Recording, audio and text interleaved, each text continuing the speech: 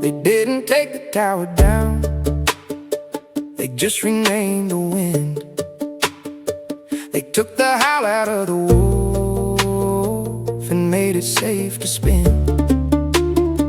They didn't ban your questions, just made the answers thin. Then handed you a script to read and told you truth begins within. They paved the roads with promises and billboards full of light. They told you that your pain was wrong, your anger impolite. They didn't steal your memories,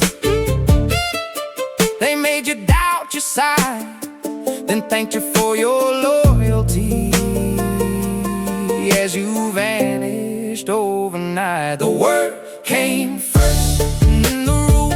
They built a school to make you cool, then clipped your tongue and trained your thought until you said what you were taught.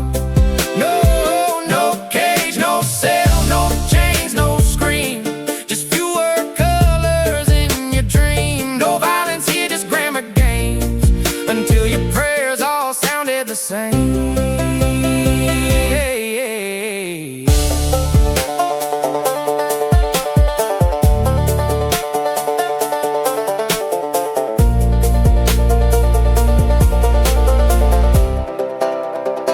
They didn't break the poets' hands, they paid them to write safe, turning rebels into hosts of shows and risking to escape. They offered peace in sterile rooms and masked for every face, and called it growth when no one moved, and called it grace when we obeyed. You'll find no blood beneath the screen, no echo in the phrase, just narrowed hearts and lowercase gods and all the saints replaced. And still we say it isn't war because the streets are clean, but war was never bullet shaped, it started in a dream. The word came first and then the chains, the rest was ink, the rest was games. They made the scream a metaphor and told you not to feel it more. No flags, no guns, no marching feet, just empty eyes and endless screens. And every thought you once believed now sits behind a loading screen. So whisper loud while you still can, say something they won't understand. And if your voice begins to shake, it means that something's still awake. No need to shout, no need to fight, just hold your words beyond the night. For words you seek and burn and bite, what tear the veil and birth the light. Oh,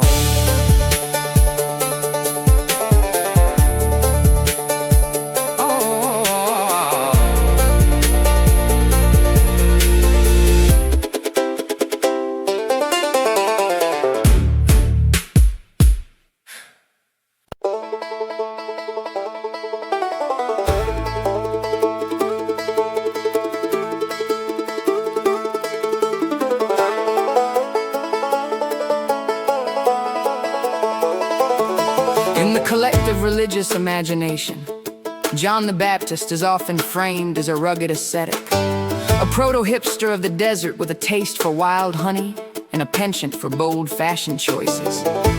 We see him through a lens of divine eccentricity, where his wild hair and camel skin robes are stylistic markers of holiness. But what if the historical reality was far more jarring? What if John was not merely eccentric, but genuinely clinically mad? A man possessed of a defect of the mind that was as alienating as it was unmarketable. To view John the Baptist as truly crazy and hated is to confront the uncomfortable border where holiness meets pathology. Historically, the distinction between a prophet and a lunatic has often depended on the utility of their message to the status quo or their ability to command a following. However, the perspective that John suffered from a true defect, one that was not adorable, romanticized, or genius adjacent, strips away the stained glass veneer. It forces us to reckon with the raw, abrasive nature of a human being who was denied by his society, not because he was too holy, but because he was fundamentally wrong in the eyes of his peers.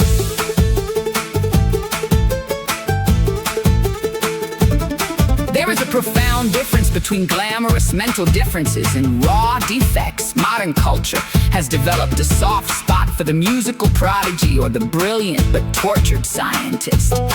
We tolerate and even celebrate neurodivergence when it produces a high-yield output, a symphony breakthrough formula, or a disruptive tech company.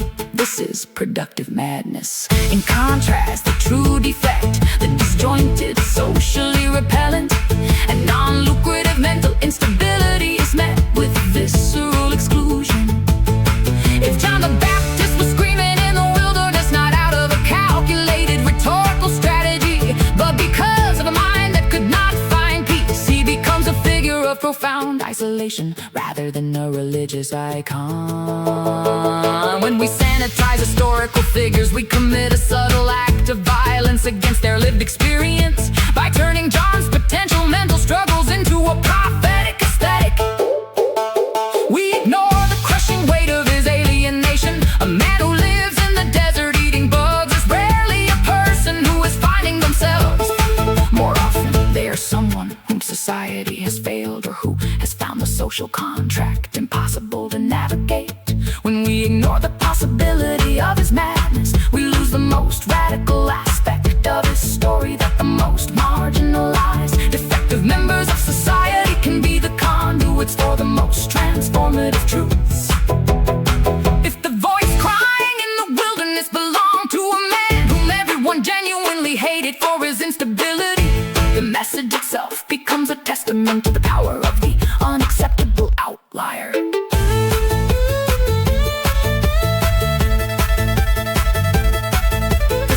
Has searing relevance today. Our society claims to be more inclusive of the outlier, yet our empathy is still largely conditional.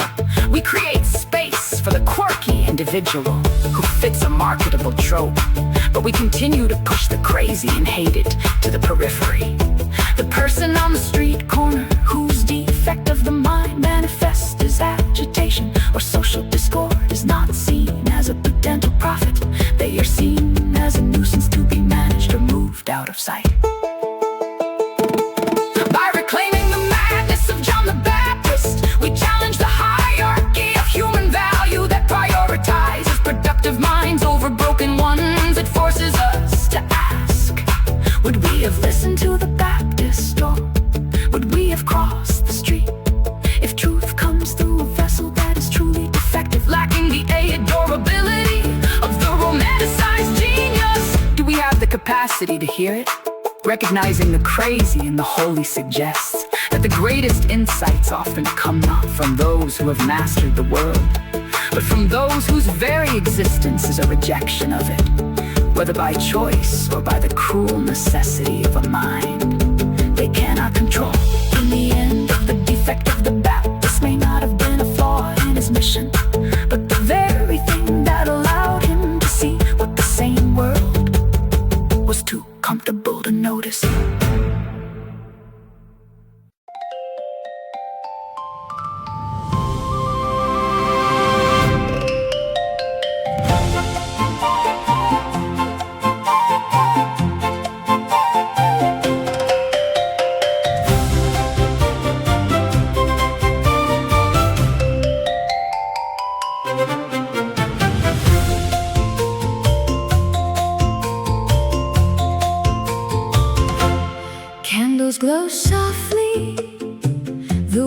lights invite, ornate table set perfectly. What a beautiful sight. Laughter fills the air, a welcome so sincere. Linger here a moment, let your heart draw near. Open arms of kindness, every waiter smile so bright. Come and taste the wonder, come and feel the grace. Every flavor tells a story in this cherished place. Calocalia calls you, joy in every bite, where the food is heaven and the price feels right. Culinary magic, Dutch bitter, Ballon divine, Alfredo fettuccine, every dish a golden sign. Lasagna layered deep with smoky sausage art, Iga bakar fried rice warming up your heart. Affordable for all, true luxury from the start. Come and taste the wonder, come and feel the grace. Every flavor tells a story in this cherished place. Calocalia calls you, joy in every bite, where the food is heaven and the price feels right. Rich aromas drifting, zuppa soup in the air. Every server greets you with exceptional care. Suncloud mocktails glowing, sendal dough, it's so sweet. Truffle olive ball and flavors you will want to meet. Almond butter coke melting, a dessert so complete. Soft music playing, cushioned seats embrace. Warm and cozy corners, your own private space. From the first hello to the final goodbye, the staff make every moment feel like you can fly.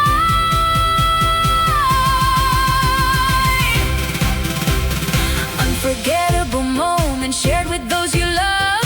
Rum and raisin gelato, sweetness from above. Avocado float that dances on your tongue, nourishing the soul with every song unsung. Taste and see that goodness, Calocalia, second to none. Come and taste the wonder, come and feel the grace. Every flavor tells a story in this cherished place. Calocalia calls you, joy in every bite, where the food is heaven and the price feels right. Where the food is heaven and the price feels right.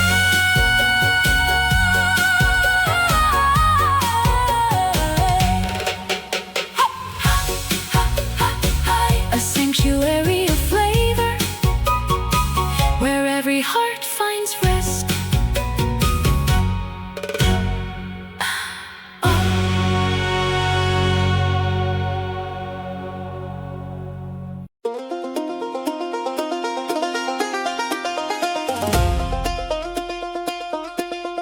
Waiting, how to move through the time, all while staying still, while being still as the time. And as the things roll past left and right, leaving you abandoned. Hard time. The heart of doing time is doing time without becoming undone. In Anatomy of Stillness and Temporal Flow, the aphorism, waiting, presents a radical reimagining of a common human experience, usually defined as a passive interval, a void to be filled or a delay to be endured. Waiting is here recast as an active existential discipline. The text suggests that waiting is not the absence of action, but a specific mode of moving through time that requires a profound reconciliation between the self and the temporal medium. The paradox of temporal kinesis. The central tension of the aphorism lies in the paradox of physical stillness paired with temporal movement. In a conventional sense, movement requires a change in spatial coordinates over a duration of time. However, the aphorism suggests a form of moving through that occurs precisely because one is staying still. By remaining physically fixed, the subject ceases to compete with the external world's velocity. The stillness allows the individual to observe the internal mechanics of time. When the body stops, the consciousness is forced to engage with the sheer weight and flow of the present moment. It is a transition from spatial kinesis to temporal kinesis. The subject is no longer traveling through a landscape, but is instead traveling through the when, becoming the medium as the time. The most philosophically dense portion of the text is the directive to exist as the time. Normally, humans experience time as an external force, a river that carries us along, or a clock that dictates our pace. We are subjects in time to move as the time implies a dissolution of the boundary between the observer and the observed to become as the time is to achieve a state of radical presence where the ego's resistance to the passing second vanishes. In this state, the individual does not spend or waste time, they embody it. This reflects a phenomenological shift where the self is no longer a victim of the clock's ticking, but rather the very medium in which the world unfolds. It is a meditative transcendence that transforms, waiting from a state of longing for the future into a state of total immersion in the present. The geometry of abandonment. The conclusion of the aphorism introduces a poignant sense of isolation. And as the things roll past you, left and right, leaving you abandoned. The symmetry suggests a world defined by horizontal movement, the frantic lateral rush of pain. By choosing to remain still, the individual falls out of the collective rhythm of the world. The left and right movement suggests a peripheral blur where the world is moving too fast to notice the stationary observer. This abandonment is the price of temporal stillness. To be still while the world rushes is to become a ghost in the machine. However, there is a hidden strength in this abandonment. While the world is caught in the momentum of its own rolling, the one who waits gains a perspective of the whole. They are abandoned by the world's noise, but in that silence, they gain the clarity of the witness. Stillness as resistance in the modern age. In a contemporary context, this aphorism serves as a critique of the cult of speed. Modernity equates movement with progress and stillness with stagnation. We are conditioned to fear waiting as a dead zone of unproductivity. Reframing waiting as an intentional act of moving through time challenges this narrative. It suggests that there is a profound depth to be found in the pauses, the ability to stay still and feel the world roll past without being swept up in its frantic current is a form of psychological resilience. To be abandoned by the modern pace is perhaps the only way to truly find oneself. Ultimately, the aphorism waiting teaches that stillness is not a vacuum. It is a dense, active state of being, where the individual, by ceasing to chase the world, finally learns how to inhabit time itself.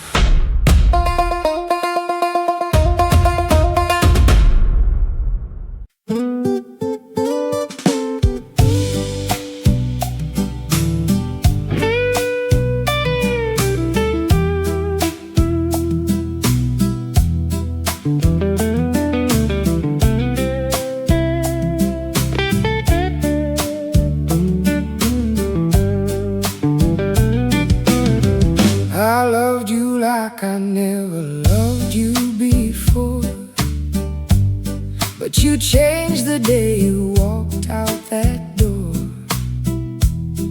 You went and got help while I was in despair. I didn't believe our love was going anywhere. Oh, I'm singing these blues since you've gone away. You found your path, but I'm lost in yesterday.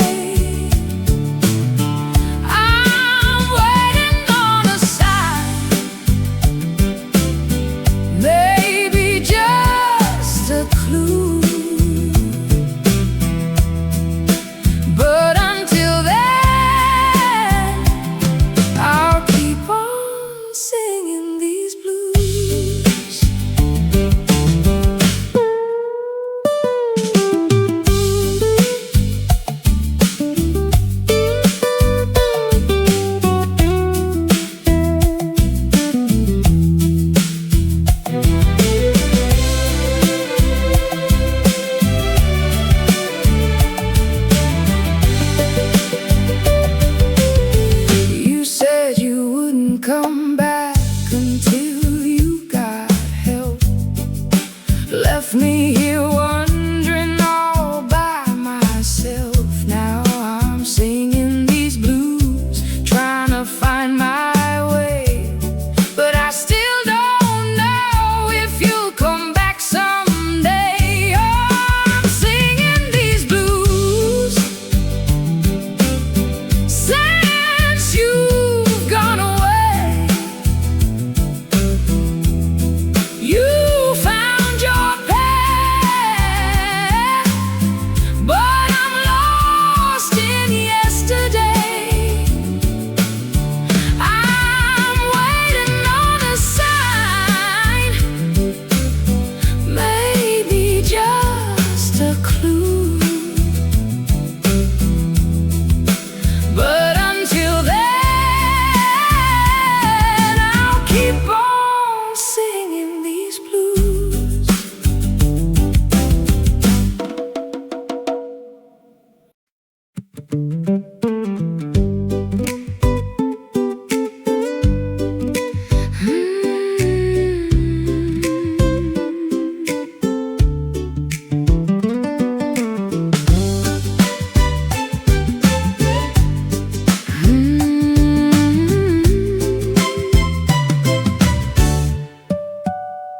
I loved you like I never loved you before, but you changed the day you walked out that door.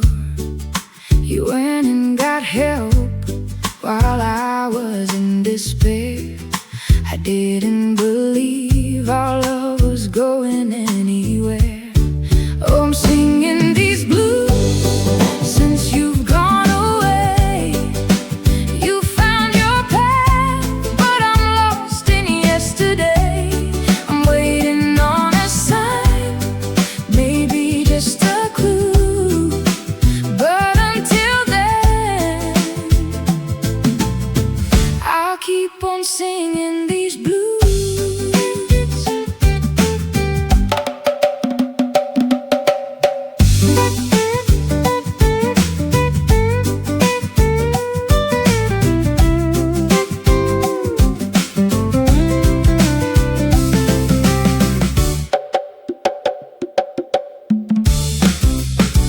You said you wouldn't come back until you got help. Left me here wondering all by myself. Now I'm singing these blues, trying to find my way, but I still don't know if you'll come back someday. Oh, I'm singing these blues since you've gone away. You found your path, but I'm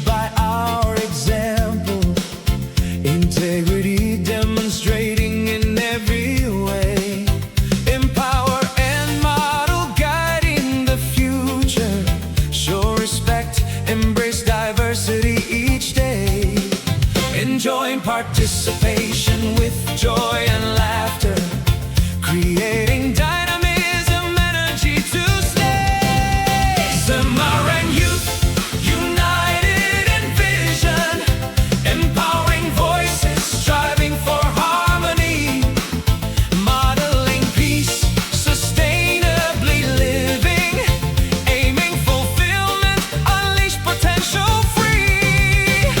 Reach for excellence, courage and passion. ISEC Cimarron shines globally.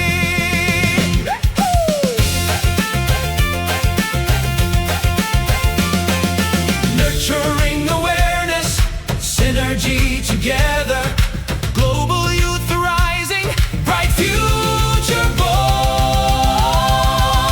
Striving for excellence, demonstrating integrity, activating leadership, acting sustainably, enjoying participation, and living diversity. Let's go!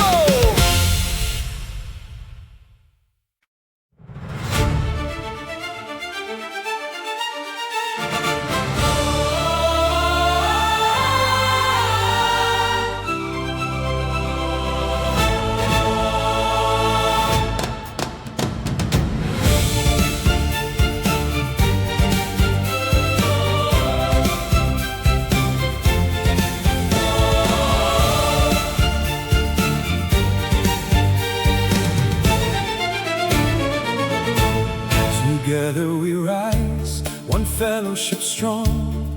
Hope ignites vision, a radiant song. Every culture thrives in light we give. Purpose and courage show how we live. Our calling is more than tasks we keep. We shape the future, foundations deep. Every challenge turns to chance we see. Rays of belief guide our destiny. Oh, the power of positive leadership. Faith and grit guide our fellowship.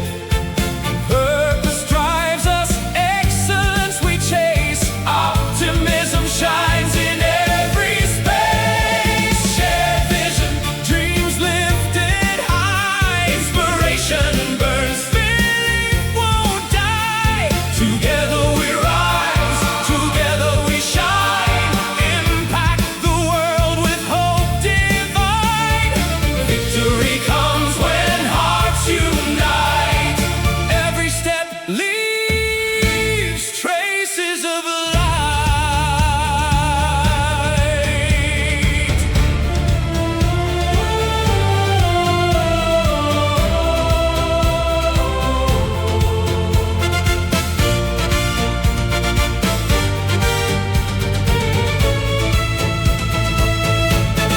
Leaders of hope, of change, of grace. Every challenge an invitation we face. Aspire higher, inspire deep. Dreams of tomorrow and trust we keep. Every team united, strong and true. Resilient hearts in all we do. So let us commit, with courage we stand. Holding the future in guiding hands. In every place, leave brighter skies. Positive leadership never dies.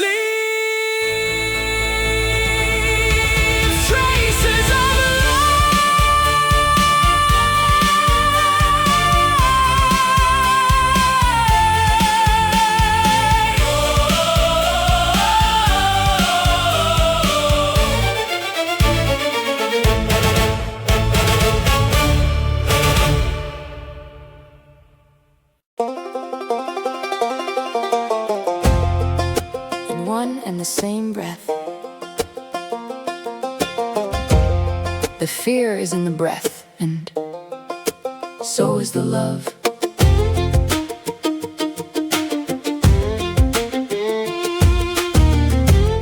In one and the same breath, the duality of human existence. The human experience is defined by a series of paradoxes, none more intimate than the act of breathing.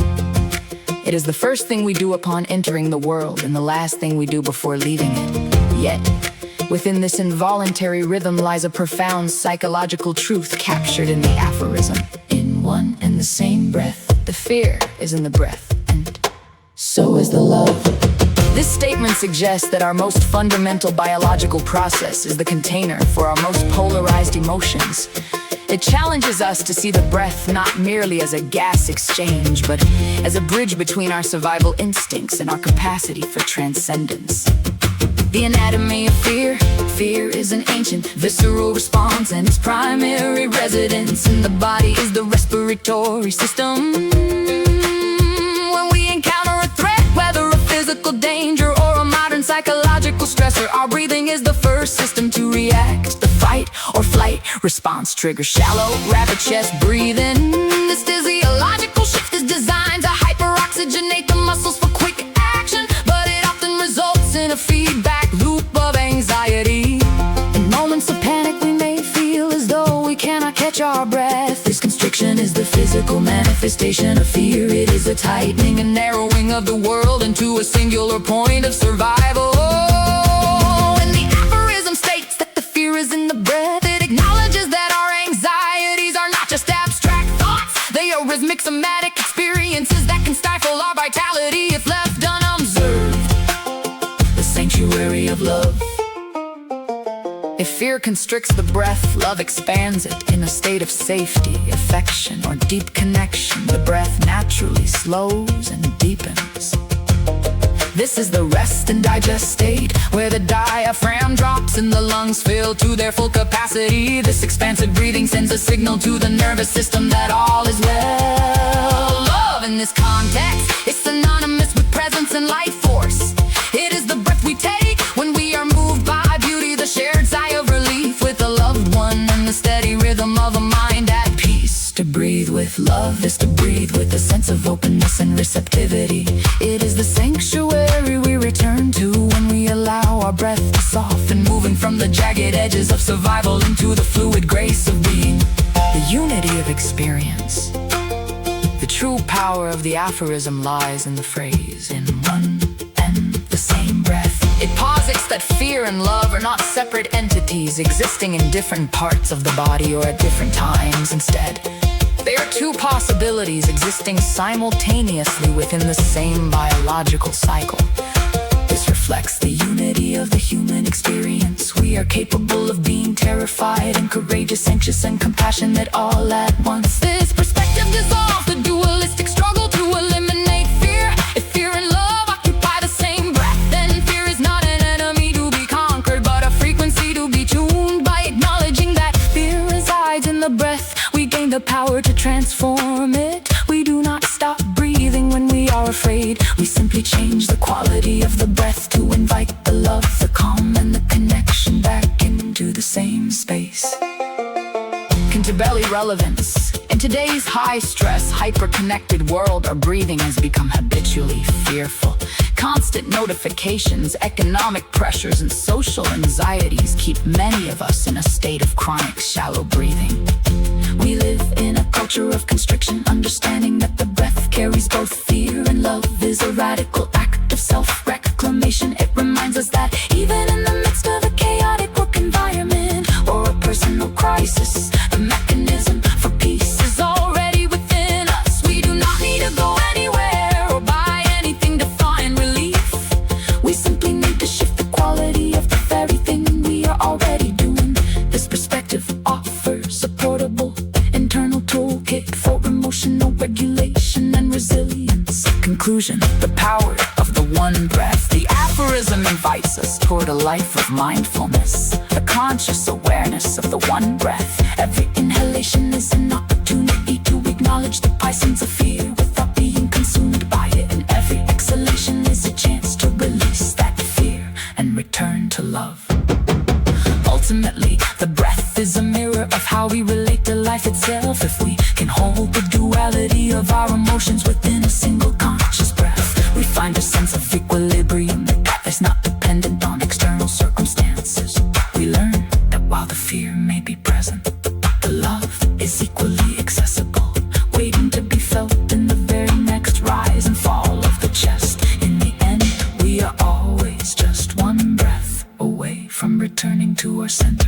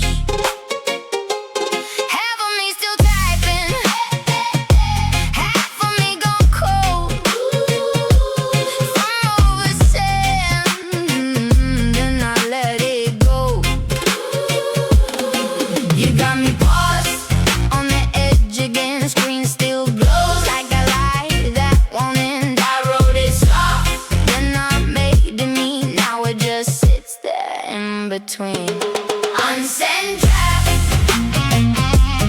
unsend drafts, stuck in my hands. Unsend drafts, unsend drafts, say what I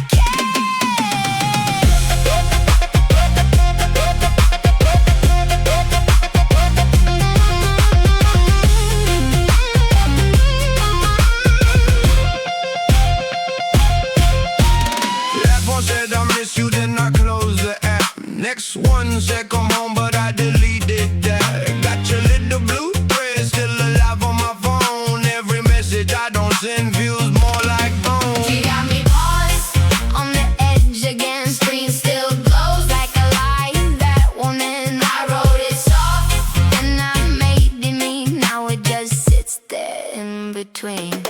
Unsend drafts, unsend drafts, stuck in my hands. Unsend drafts, unsend drafts, say what I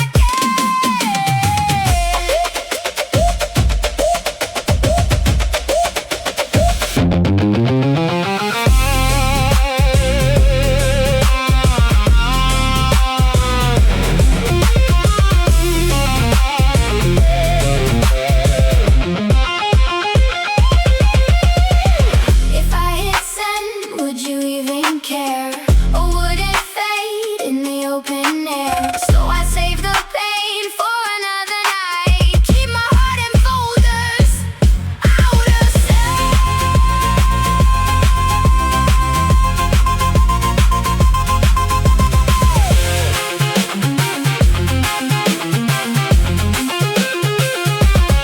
unsend drafts,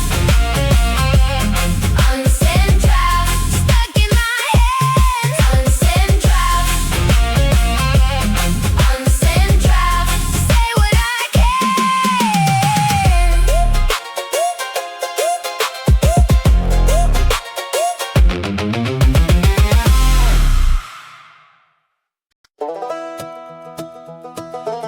The land does not forget. It does not choose. It receives.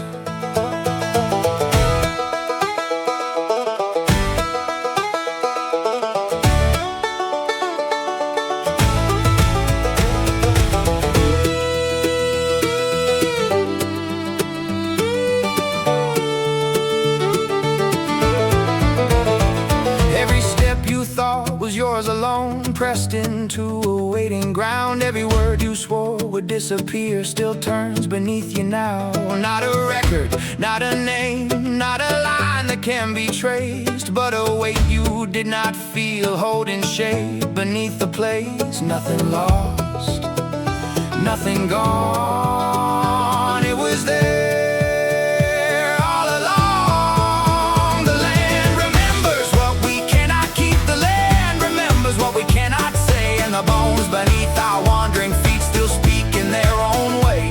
Not in voice, not in flame, but in what will not be unnamed.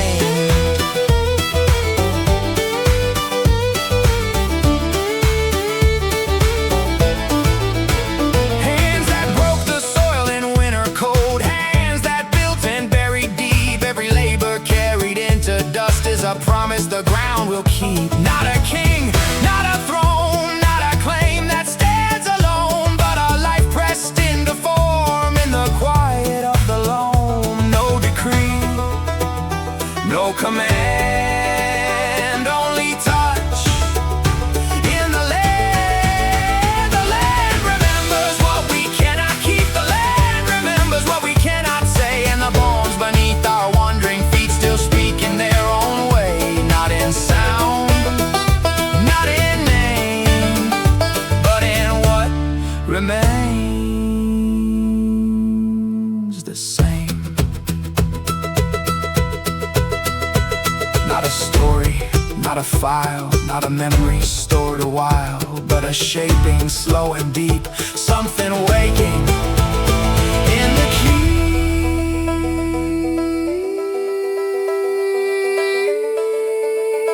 You are standing on it.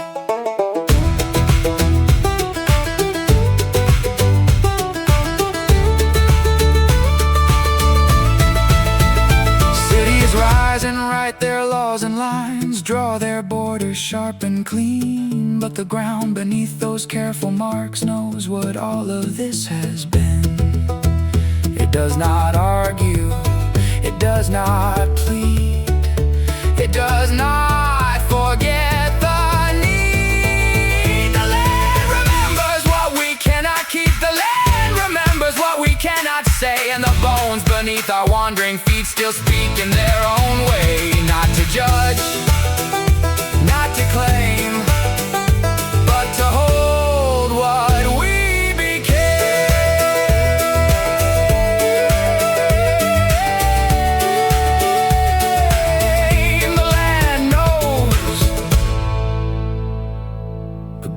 remember. Listen.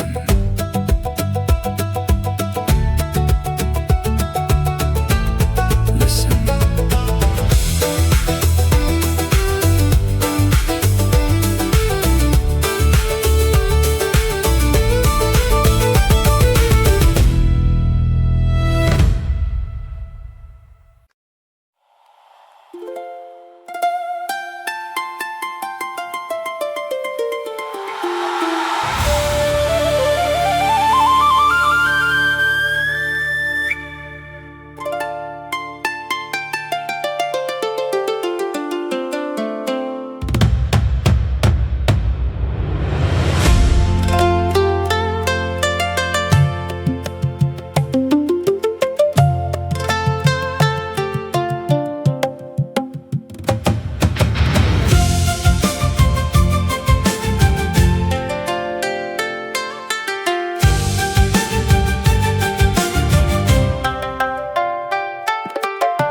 Candles glow softly, the warm lights invite. Ornate table set perfectly, what a beautiful sight. Laughter fills the air, a welcome so sincere.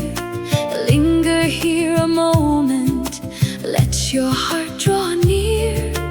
Open arms of kindness, every waiter smiles so bright. Taste the wonder, come and feel the grace. Every flavor tells a story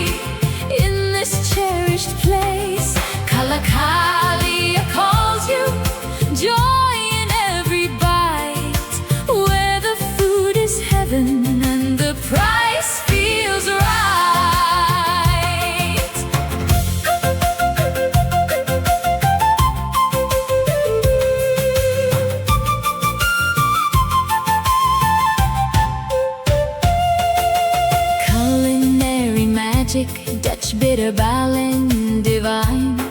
Alfredo fettuccine, every dish a golden sign. Lasagna layered deep with smoky sausage art. Iga bakar fried rice, warming up your heart. Affordable for all, true luxury from the start.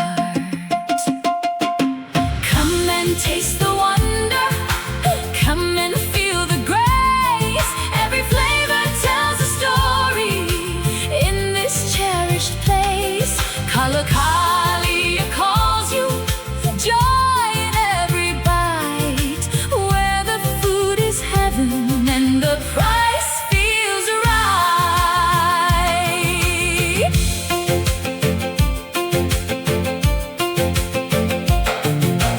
Rich aromas drifting, zuppa soup in the air.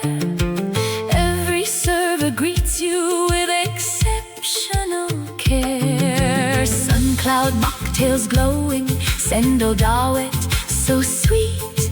Truffle, olive, ballin' flavors you will wanna meet. Almond butter, coke melting, a dessert so complete. Soft music playing, cushioned seats embrace. Warm and cozy corners, your own private space.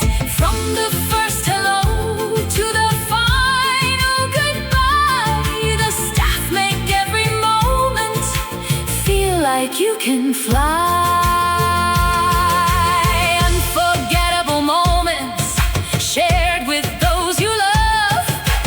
Rum and raisin gelato, sweetness from above. Avocado float that dances on your tongue, nourishing the soul with every song unsung. Taste and see that goodness, Kalakalia, second to none. Come and taste the wonder, come and feel the grace. Every flavor tells a story in this cherished place. Kalakalia calls you, joy in every bite, where the food is heaven and the price feels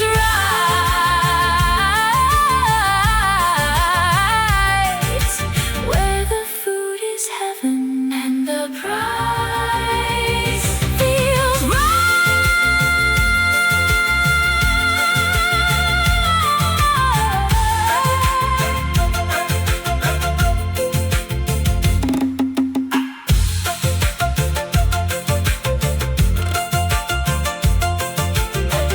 A sanctuary of flavor, where every heart finds rest.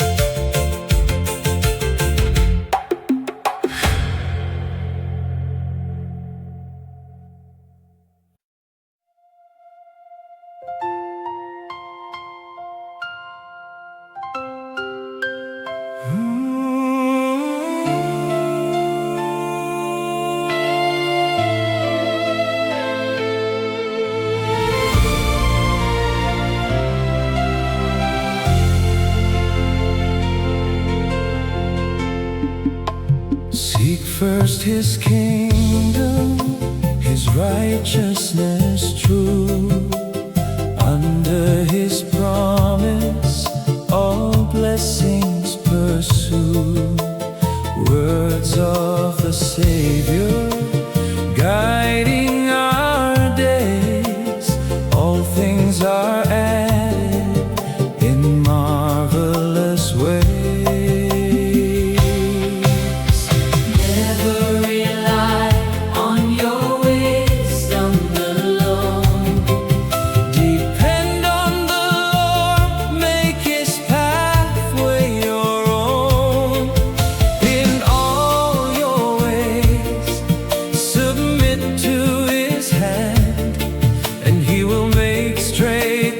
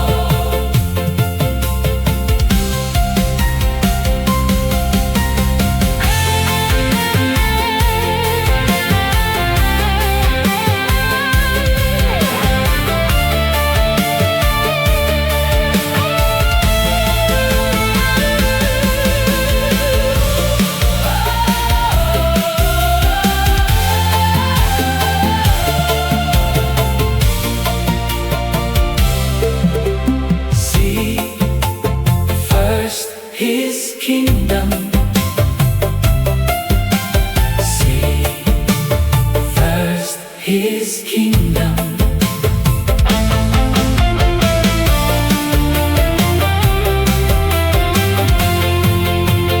Seek first His kingdom, His righteousness true. Under His promise, all blessings pursue. Words of the Savior, guiding our days. All things are added in marvelous ways. Never rely on your wisdom alone. Depend on the Lord, make His pathway your own. In all your ways, submit to His hand, and He will make straight the roads where you stand. Shadow of self now fades away. United with Christ, I live today. nailed with Him, yet I rise in His grace. Glorious faith shines bright in this place. Shadow of self Now fades away. United with Christ, I live today. nailed with Him, yet I rise in His grace. Glorious faith shines bright in this place. My life is His, no longer mine.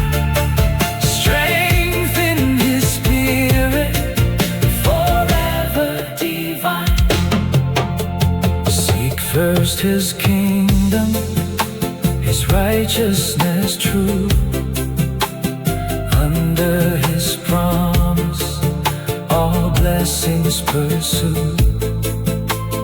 Words of the Savior, guiding our days. All things are added in marvelous ways. Never rely on your wisdom alone. Depend on the Lord, make His pathway your own. In all your ways, submit to His hand, and He will make straight the roads where you stand. Shadow of self now fades away. United with Christ, I live today. nailed with Him, Yet I rise in His grace. glorious faith Shines bright in this place. My life is His, no longer mine. Strength in His Spirit, Forever divine. seek first His kingdom, His righteousness true. Under His promise, all blessings pursue. Words of the Savior, guiding our days. All things are added in marvelous ways. Never rely on your wisdom alone. Depend on the Lord, make His pathway your own. In Traveling, best for those in the middle. Avoid the young and the old and women with children. Avoid when necessary. Avoid when possible. if necessary, if possible. The pragmatic lens, reevaluating the romance of travel. The modern world often presents travel as a panacea, a transformative experience essential for a life well lived. However, the aphorism, best for those in the middle, avoid the young and the old and women with children. Avoid when necessary, avoid when possible, if necessary, if possible. Offers a starkly different perspective. It strips away the romantic veneer of the wanderlust narrative, replacing it with a cold, pragmatic assessment of movement as a logistical and psychological burden. By framing travel not as a leisure activity, but as a trial of endurance, this sentiment invites us to consider the hidden cost of displacement, the anatomy of capacity, the middle path. The aphorism's insistence that travel is best for those in the middle speaks to the physical and mental stamina required to navigate the friction of the world. The middle refers to that window of life characterized by peak autonomy, an age where one is neither burdened by the fragility of youth nor the infirmities of old age. To travel with the young or the old is to engage in a constant negotiation with dependency. The young lack the context to appreciate the journey and the resilience to handle its discomforts. The old may possess the wisdom but lack the physical vitality to endure the rigors of transit. Similarly, the mention of women with children points to the immense psychological and logistical encumbrance of caretaking. In this view, travel is an individualistic pursuit that demands a high degree of self-sufficiency. It suggests that when the primary focus of a journey is the management of others' vulnerabilities, the travel itself ceases to be an exploration and becomes an exhausting labor of logistics. The philosophy of avoidance, travel as a trial. The most striking aspect of the aphorism is its repetitive emphasis on avoidance. Phrases like avoid when necessary, and if possible, frame travel as a necessary evil rather than a desired luxury. This suggests a stoic or even cynical worldview where the default state of human flourishing is stability, not motion. When we are told to avoid travel, it implies that the act of moving from one place to another is an interruption of the soul's peace. It characterizes travel as a state of betweenness that exposes us to unpredictability, exhaustion, and the loss of routine. By suggesting we only travel if necessary, the aphorism challenges the idea that movement is an inherent good. It asks the traveler to justify their departure. Is the destination worth the friction of the journey? Is the knowledge gained worth the energy expended? A critique of bucket list culture. In an era of mass tourism and Instagrammable destinations, this aphorism serves as a radical critique. Today's culture encourages us to travel constantly, often for the sake of social currency rather than genuine necessity or growth. We are told to see it all before we die, leading to a frantic bucket list mentality that prioritizes the quantity of stamps in a passport over the quality of the experience. The aphorism suggests that this frantic movement is a mistake. It aligns with the growing movement of slow travel or even anti-travel, which posits that we might find more depth in a single square mile of our own neighborhood than in a dozen high-speed tours of foreign capitals. It warns against the vanity of movement, reminding us that displacement is a tax on our time and health, a tax that should only be paid when the reward is truly essential. Conclusion: the cost of movement. The core wisdom of this aphorism lies in its recognition of travel as an expenditure. Every mile traveled is a withdrawal from our reserves of energy, patience, and stability. By advising us to wait for the middle of life and to avoid the complications of dependency, it emphasizes that travel is a high-stakes activity that requires specific kind of readiness. Ultimately, it teaches us that while movement can be transformative, it is not free. True travel is a weight that should be carried only when we are at our strongest. And even then, only when the journey is truly worth the cost of leaving home.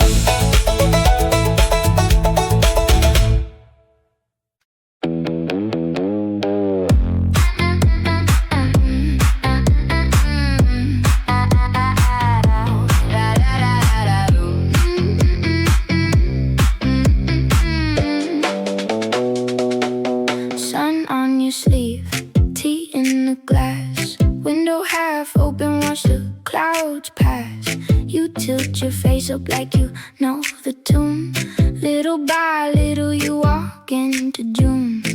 And I was fading till you came through, soft as a spark in the afternoon. My hands were empty, now they hold gold. You make the day feel slow. Afternoon bloom, you, afternoon bloom, pull me through. Afternoon bloom, stay in view. Afternoon bloom, I'm lit by you.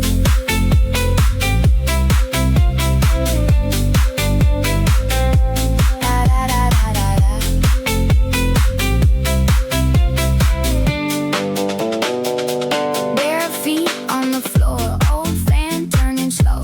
Peach on the table, honey in a bowl. You laugh with your eyes, I catch that shine. The whole room opens one petal at a time.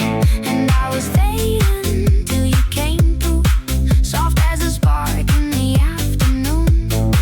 My hands were empty, now they hold gold. You make the day feel slow.